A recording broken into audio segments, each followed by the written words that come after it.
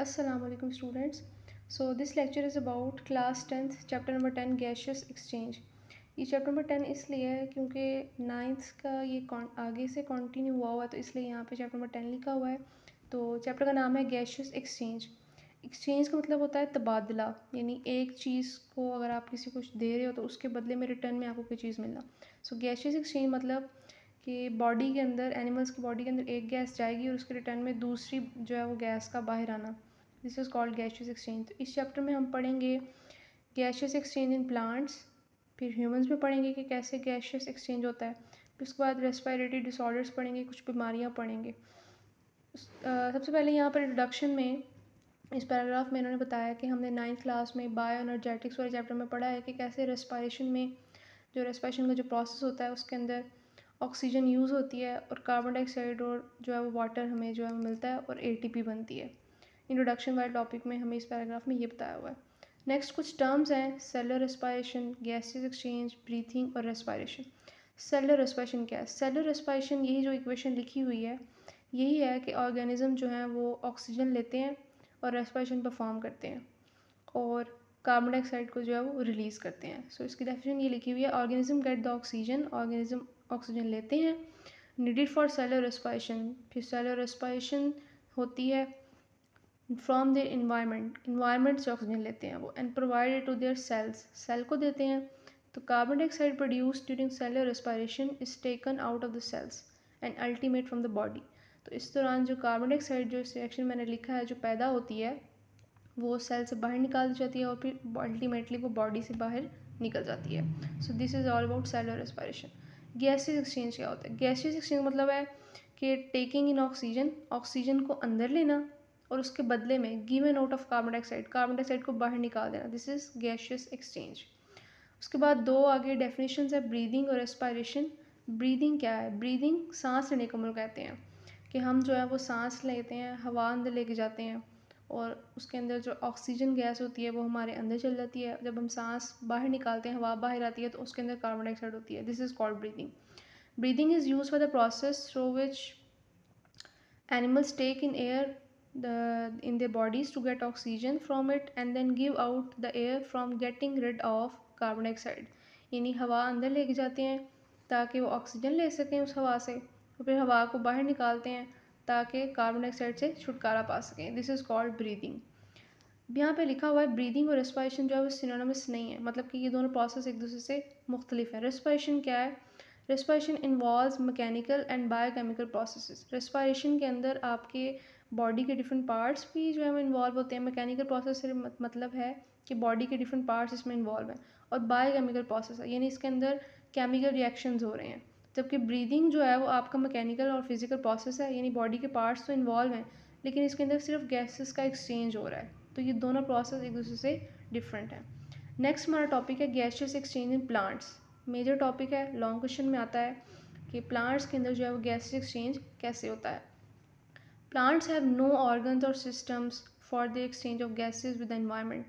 यानी कि प्लांट्स के पास कोई प्रॉपर सिस्टम या कोई ऑर्गन नहीं है कि वो इन्वायरमेंट से गैसेस का एक्सचेंज कर सकें। Every cell of the plant body exchange gases with the environment by its own. यानी कि प्लांट का जो हर एक सेल है बॉडी में, जो प्लांट की बॉडी में जो सेल है वो खुद ब खुद जो है वो अपनी तरफ से जो है वो एक्सचेंज करता है गैसेस की। अब यहाँ पर कुछ टर्म्स बताई गई हैं कि किस किस चीज़ पार्ट से जो है वो गैसेस एक्सचेंज होती हैं। सबसे पहले स्टोमेटा है यहाँ पर, फिर यहाँ पे लेंटिसल्स हैं, फिर यहाँ पे यंग रूट्स में बताया गया है, यंग रूट्स में जो है वो कैसे डिफाइन होती है, और एक्वेटिक प्लांट्स में बताया गया है। तो इस तरह आप इसको हेडिंग्स बना के लिख सकते हैं। सबसे पहले है स्टोमेटा। इसको समझने के लिए पहले आप यहाँ डायग्राम समझ लें।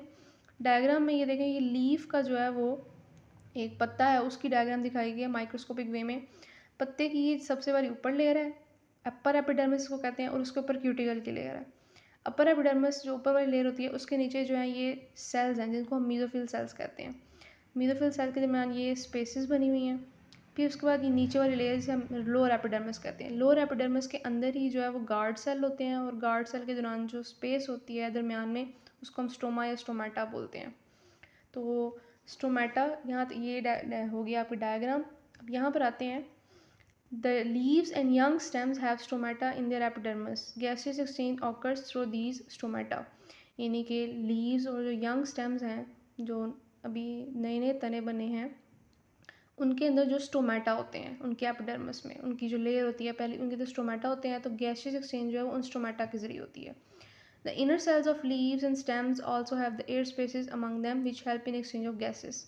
जैसे यहाँ पे लीफ के अंदर इनर स्पेसेस दिखाई गई है ना ये, इसी तरह स्टेम के अंदर भी वो कह रहा है कि स्पेसेस मौजूद होती हैं जो कि गैसेस की एक्सचेंज में हेल्प आउट करती हैं। अब यहाँ पर ये बता रहा है कि लीफ के सेल्स जो हैं वो टू सिचुएशंस को फेस करते हैं। During the day time when the mesophyll cells of leaf are carrying out photosynthesis and respiration side by side. कहता है कि डे टाइम दिन के वक्त फोटोसिंथेसिस भी हो रही होती है और रेस्पिरेशन भी हो रही होती है, दोनों जो है वो प्रोसेस इकट्ठे चल रहे होते हैं। The oxygen produced in photosynthesis is utilised in cellular respiration. यहाँ पर इस प्रोसेस में जो ऑक्सीजन प्रोड्यूस हो रही है वो कह रहा है कि यहाँ पर रेस्पिरेशन में इस्तेमाल हो जाती है, ये यहाँ पर ये पैदा हो रही है इस प्रोसेस में और यहाँ पर जो है इस्तेमाल हो जाती है। फिर वो कहता है carbon dioxide produce during cellular respiration is utilised in photosynthesis, और जो यहाँ पे कार्बन डाइऑक्साइड पैदा हो रही है वो यहाँ पर जो है वो यूज़ हो जाती है। इस तरह ये दोनों प्रोसेस जो हैं वो आपके साइड बाय साइड चलते रहते हैं दिन में। रात के वक्त क्या होता है, during night the when there is no photosynthesis, रात के वक्त जो है फोटोसिंथेसिस नहीं होती।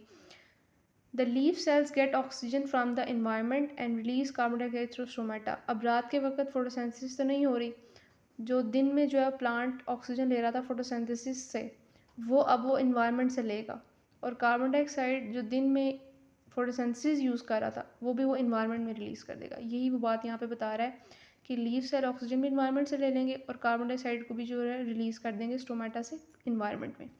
आगे, in woody stems and mature roots entire surface is covered by bark which is impervious to gases और वाटर। वुडी स्टेम्स यानी वो वाले स्टेम जिनका जो है वो मेच्योर हो गए हैं, सही वुड बन चुकी है, और मेच्योर रूट्स हैं।